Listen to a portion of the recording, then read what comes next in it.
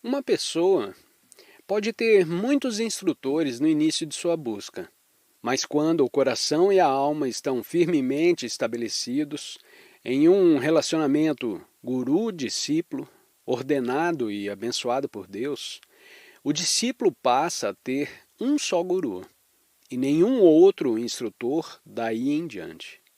O devoto permanece leal a esse guru, recebendo plena satisfação espiritual do mensageiro enviado por Deus. Abandonar o guru e seus ideais significa desprezar o auxílio de Deus, o único guru de todos os gurus, o Senhor, o Deus dos espíritos dos profetas, o único a quem grandes videntes e quem trilhou com sucesso os caminhos do céu prestam culto.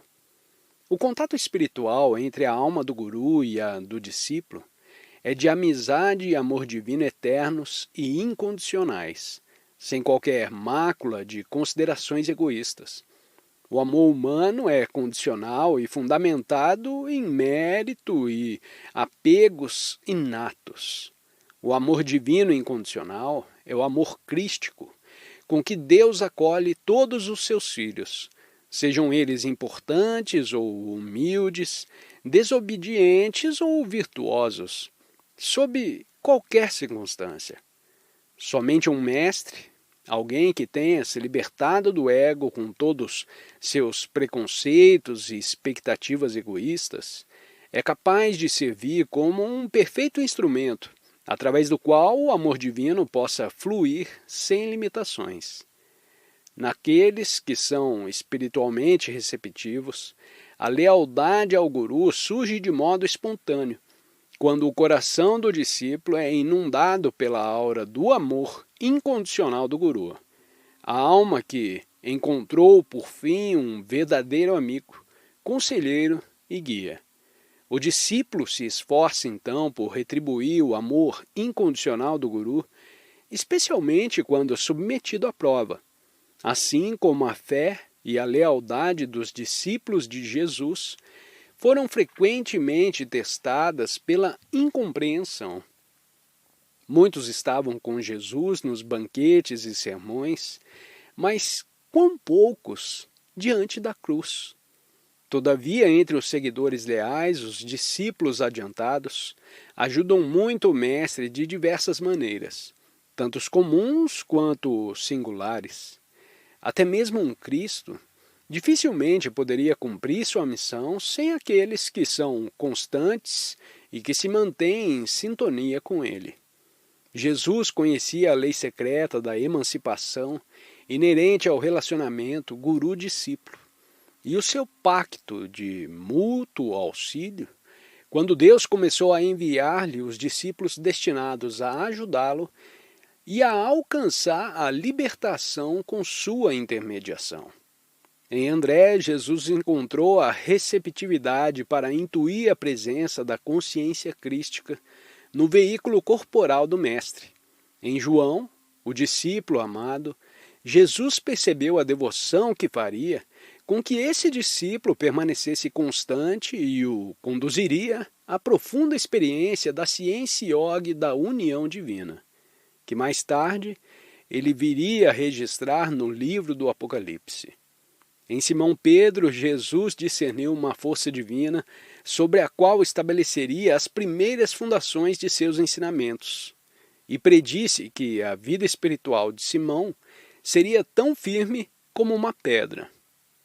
Ao encontrar Felipe, lembrando seu relacionamento prévio como guru e discípulo, Jesus lhe disse sem hesitação: segue-me. Com esse comando, Jesus exerceu sua responsabilidade espiritual como preceptor de seu discípulo Felipe. Ele indicou que Felipe deveria sintonizar sua razão e poder de vontade, guiados pelo instinto, com a razão e a vontade superiores de Jesus, guiadas pela sabedoria, de modo que Felipe pudesse libertar-se da ilusão mortal, superando as tentações comuns e compulsórias, bem como os apegos próprios da carne.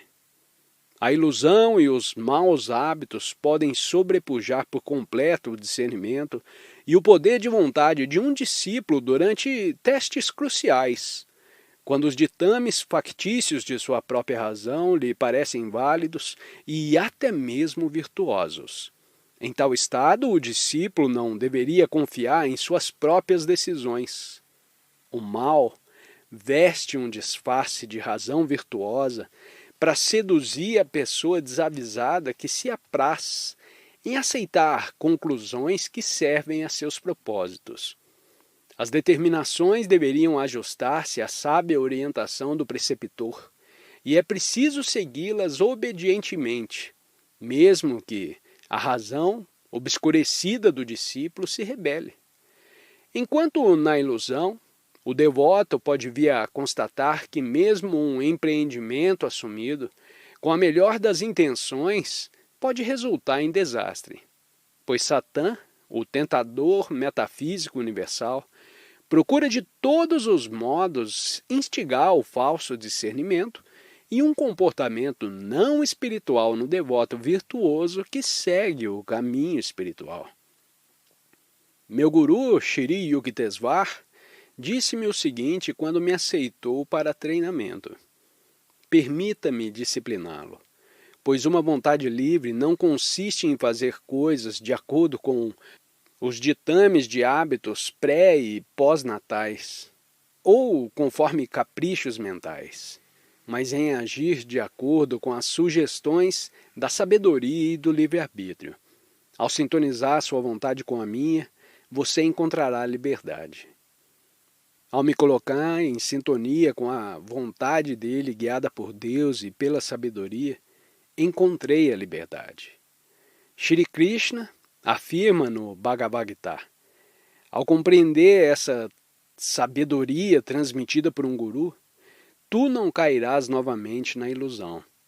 Ainda que sejas o maior dentre todos os pecadores, basta-te, todavia, apenas a jangada da sabedoria para cruzares em segurança o mar do pecado. Aquele que esteja espiritualmente despreparado para conduzir o barco de sua própria vontade ao longo de mares agitados, certamente naufragará. Mas, ao aferrar-se à jangada de sabedoria da orientação do guru, alcançará o ancoradouro seguro. Aquele que leva seus seguidores a uma subjugação cega não é um guru.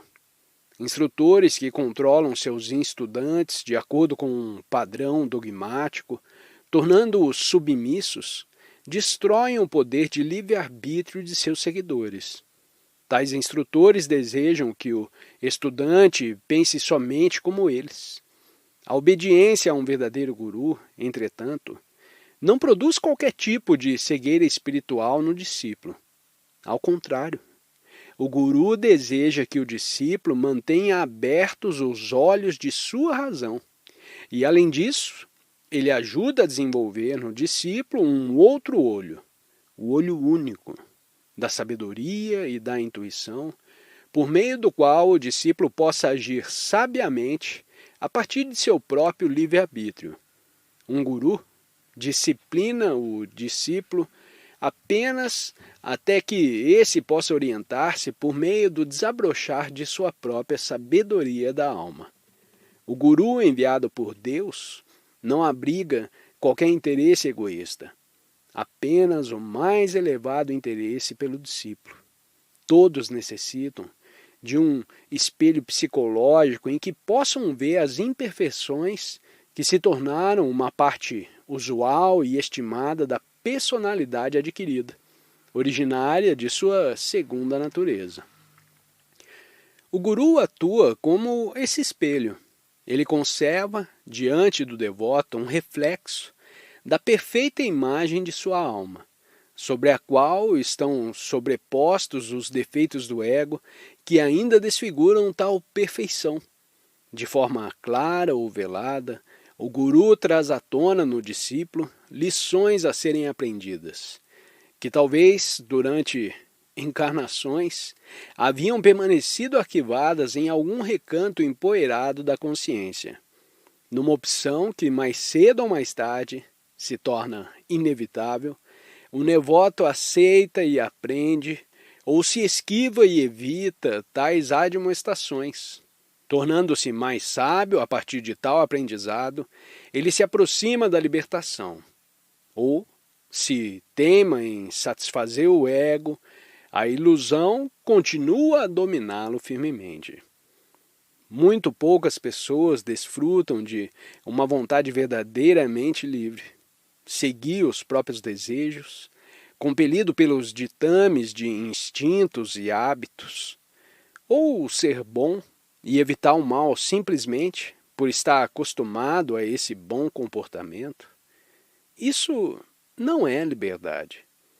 Quando a vontade é guiada pelo sábio discernimento a escolher o bem em vez do mal, em toda e qualquer circunstância, então temos verdadeira liberdade, atrelada à sabedoria, não mais controlada por preconceitos e erros, ou pelas influências da hereditariedade, hábitos pré- e pós-natais, família, ambiente social e mundial.